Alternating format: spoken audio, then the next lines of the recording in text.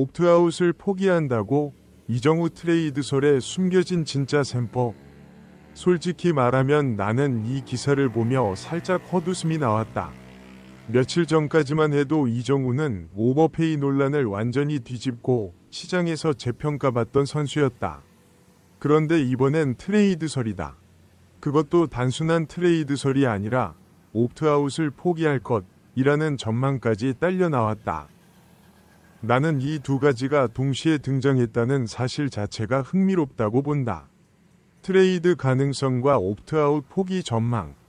이 둘은 얼핏 무관해 보이지만 사실은 하나의 셈법으로 연결되는 이야기다. 먼저 계약 구조부터 짚고 넘어가자. 이정우는 2024 시즌을 앞두고 샌프란시스코와 6년 1억 1,300만 달러 계약을 맺었다. 이 계약에는 2027 시즌까지 4년을 채운 뒤 옵트아웃을 선언할 수 있는 조항이 걸려 있다. 즉 내년 시즌이 끝나면 이정우는 FA 시장에 나갈 수 있는 권리를 손에 쥐게 된다. 그런데 MLB.com은 여기서 뜻밖의 전망을 내놓았다. 대부분 사람은 그가 옵트아웃을 포기하고 계약을 이행할 것으로 예상하고 있다는 것이다. 이유는 명시되지 않았지만 나는 이 전망 자체가 샌프란시스코의 트레이드 전략과 맞물려 있다고 본다. MLB.com은 샌프란시스코를 판매자로 규정했다. 라파엘 디버스, 윌리 아다메스, 맷 체프먼 같은 대형 계약을 정리하고 싶어하는 팀이라는 뜻이다. 그런데 이런 대형 계약들은 트레이드 시장에서 소화하기가 쉽지 않다. 잔여 연봉 규모가 워낙 크기 때문이다. 여기서 이정우가 등장한다. MLB.com은 이정우는 트레이드를 통해 일부 급여를 확보할 수 있는 가장 좋은 기회일 수 있다고 평가했다. 나는 이 문장에서 샌프란시스코의 속내를 읽는다. 팀을 재편해야 하는 상황에서 상대적으로 잔여 계약 기간이 짧고 규모도 통제 가능한 이정우가 오히려 처리하기 쉬운 카드로 떠올랐다는 뜻이다. 여기서 옵트아웃 문제가 걸림돌이자 동시에 기회로 작용한다. 만약 이정우가 트레이드된 뒤 2027 시즌 이후 옵트아웃을 선언해버리면 새 구단은 반시즌 남짓 임대에 쓰고 곧바로 이정우를 놓칠 위험을 감수해야 한다. 이건 어느 구단이든 선뜻 받아들이기 힘든 리스크다. 반대로 이정우가 옵트아웃을 포기하고 2029 시즌까지 계약을 이행한다는 확신만 있다면 트레이드 상대 구단 입장에서는 완전히 다른 계산이 나온다. 단기 임대가 아니라 향후 새 시즌을 확보하는 안정적인 투자로 바뀌기 때문이다. 나는 바로 이 지점이 MLB.com 이 옵트아웃 포기를 전망한 이유라고 본다. 트레이드가 성사되려면 옵트아웃 포기가 사실상 전제 조건에 가깝다는 뜻이다. 숫자를 조금 더 들여다보자. 이정우는 올 시즌 약 700만 달러를 받고 2027년 2200만 달러, 2028년과 2029년 각각 2050만 달러를 받는다. 향후 새 시즌 합계 7천만 달러, 원화로 약 1037억 원 규모다. 결코 작은 금액이 아니다. 이 잔여 연봉이 바로 트레이드의 최대 걸림돌이다.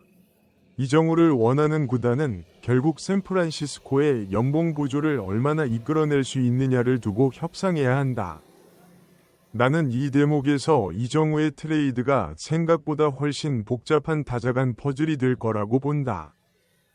단순히 유망주를 주고받는 수준이 아니라 연봉 보조 비율까지 얽힌 협상이 필요하다는 뜻이다.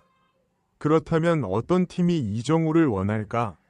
MLB.com은 이정우의 스타일을 명확히 짚었다.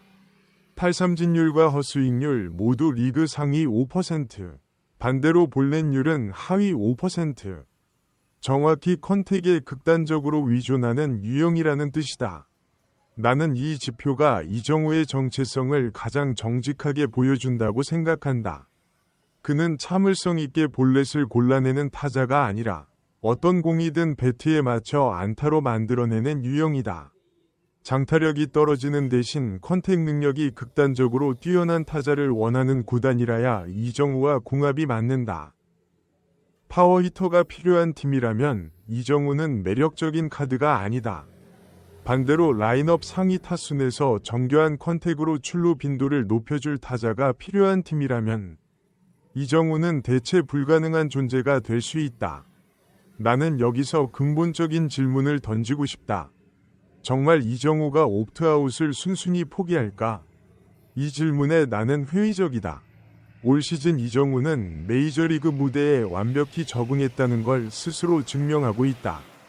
만약 내년에도 올 시즌에 버금가는 성적을 유지한다면 옵트아웃을 포기할 이유가 전혀 없다.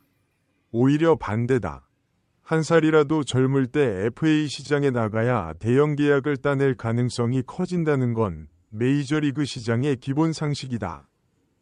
특히 이정우처럼 컨택 능력이 검증된 좌타자는 나이가 들수록 그 가치가 서서히 하락하는 경향이 있다는 걸 감안하면 옵트아웃을 미리 포기한다는 전망은 다소 성급해 보인다. 나는 이번 트레이드설을 이렇게 정리하고 싶다. 샌프란시스코는 팀 재편을 위해 이정우 카드를 만지작거리고 있고 시장에서는 그 트레이드가 성사되려면 옵트아웃 포기가 전제돼야 한다는 계산이 나오고 있다. 하지만 이건 어디까지나 트레이드를 원하는 쪽의 희망 섞인 시나리오에 가깝다. 정작 이정우 본인의 입장에서는 지금처럼 좋은 성적을 유지하는 한 옵트아웃을 포기할 유인이 크지 않다.